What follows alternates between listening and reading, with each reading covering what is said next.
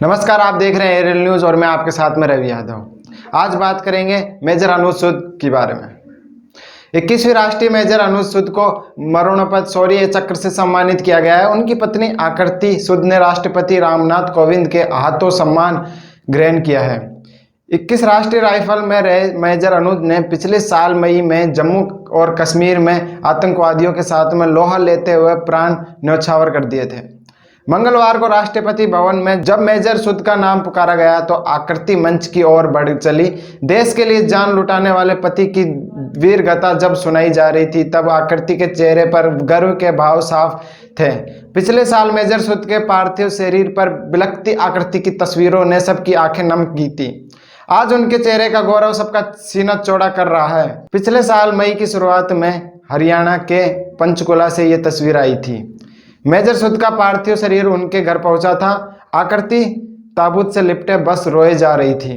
उनकी ननद अर्शिता, जो खुद सेना में ऑफिसर है, किसी तरह भाभी को संभाल रही थी। कुछ तस्वीरें में आकृति एकदम गुमसुम बैठी थी। उनकी पतराई नजर बस मेजर सूद पर टिकी थी। आकृति अच्छी तरह से जानती थी कि मेजर सूद के दिल में उनके और अपने देश के लिए कितना प्यार है। हर बार अनुज ऑपरेशन पर जाने से पहले आकृति को टेक्स्ट करते थे और जैसे ही वापस आते थे मैसेज भेजकर बता देते थे। इस दौरान कम से कम 24 घंटों तक आकृति टेस्ट नहीं करती थी, क्योंकि वह नहीं चाहती थी कि किसी ऑपरेशन के दौरान मेजर सूद का फोन बजे और उनकी लोकेशन पता चल जाए। दोनों की कहानी 2016 में पुणे में शुरू हुई थी। उनके दोस्तों ने दोनों की जोड़ी बनाने में मदद की। पहली बार होली पार्टी पर छोटी सी बातचीत से ही अनुज खो गया था कि आकृति की वो लड़की है जिनके साथ वो शादी करेंगे। उन दिनों मेजर सूद वे पोस्टेड थे और मई में उन्होंने आकृति को प्रपोज कर दिया। दोनों ने 29 सितंबर 2017 को शादी रचाई।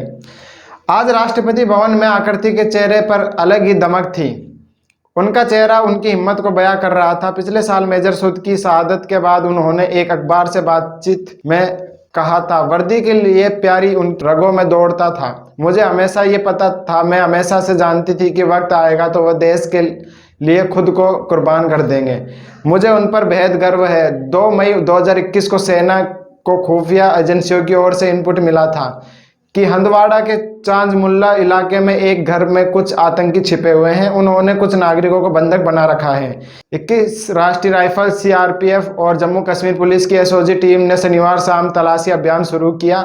सुरक्षा बलों को देख आतंकियों ने फायरिंग शुरू कर दी और वहीं 21 राष्ट्रीय राइफल के commanding officer colonel Ashutosh Sharma के नेतृत्व में मेजर सूद समेत 5 लोगों की टीम उस घर में घुसी। लोगों को बाहर निकालने के दौरान वह गोलियां लगने से घायल हुए, मगर हौसला नहीं टूटा। 2 आतंकियों को ढेर कर दिया। इस एनकाउंटर में सेना के 2 अधिकारी और 3 जवान शहीद हो गए। वहीं मेजर अनुज सूद उन बहादुर सैनिकों में से एक थे जो 2 मई 2020 को जम्मू और कश्मीर में आतंकवादियों से नागरिकों को बचाते बचाते शहीद हो गए थे। मेजर अनुज की पत्नी आकृति सूद राष्ट्रपति रामनाथ कोविंद के हाथों पति को मरणोपरांत शौर्य चक्र सम्मान ग्रहण मिला। आज की खबर में इतना ही। देश विदेश की बड़ी खबर देखने के लिए हमसे जुड़े रहिए। जय हिंद, जय भारत।